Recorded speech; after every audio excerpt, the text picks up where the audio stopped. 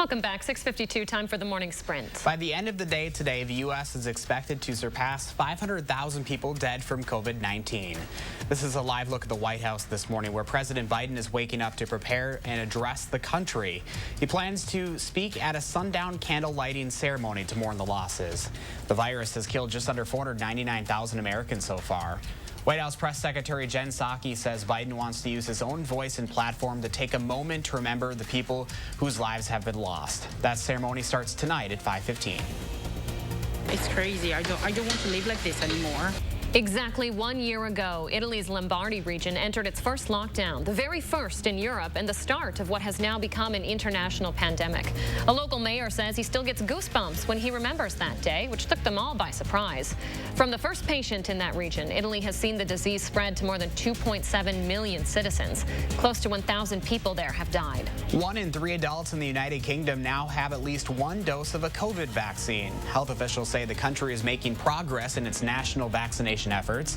The British government hopes to get every adult in the country at least one vaccine shot by the end of July. The Biden administration is pushing ahead with its plan to get $1,400 stimulus checks out to Americans. The president's nearly $2 trillion COVID relief plan could get a vote in the House as early as this week. The Assembly could vote on a measure to update the state's unemployment insurance system as soon as tomorrow.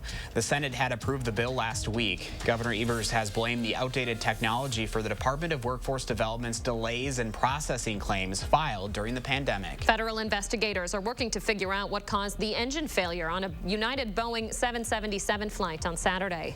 Pilots had to make an emergency landing shortly after taking off from Denver. The plane was headed to Hawaii, but parts of the plane started to burn off and fall to the ground. Some of those parts damaged buildings. You're looking at some of that debris right there, but luckily no one on board or below was hurt. United has voluntarily pulled its Boeing 777s. Giannis and Chris Middleton coming off a big night against the Kings last night. Giannis with 38 points and Middleton with 32, helping lead the Bucks past the Kings at the Fiserv Forum. It's the team's second straight win after a 5-game losing streak. Final score 128-115. To sign a spring, the Brewers are getting ready to start their season at the newly renamed American Family Field. The team says the 26-ton sign is now in Milwaukee. Crews are working to get it all set up in time for opening day on April 1st. Nearly 30,000 Mac users have mysterious malware on their computer this morning. Researchers from a security firm say it isn't acting like the typical malware that targets Mac OS systems. It's unclear what the malware can do, but it does have a self-destruction function that hasn't been used yet, though. It's unclear what could trigger it. Experts say the malware has code that runs on Apple's in-house M1 chip that was released in November. There's only one snow emergency in effect in our area right now. The city of Beloit's order will be in effect until 3 this afternoon. Residents will need to move their cars off the streets and onto driveways or into parking lots. Trash and recycling bins should also be removed from the street.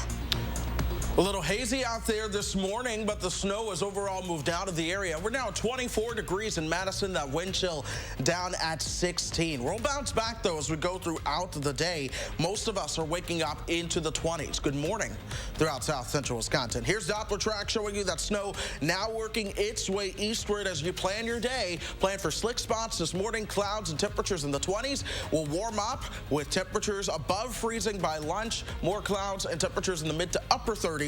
Right around 4 o'clock. That should really work well for things clearing out.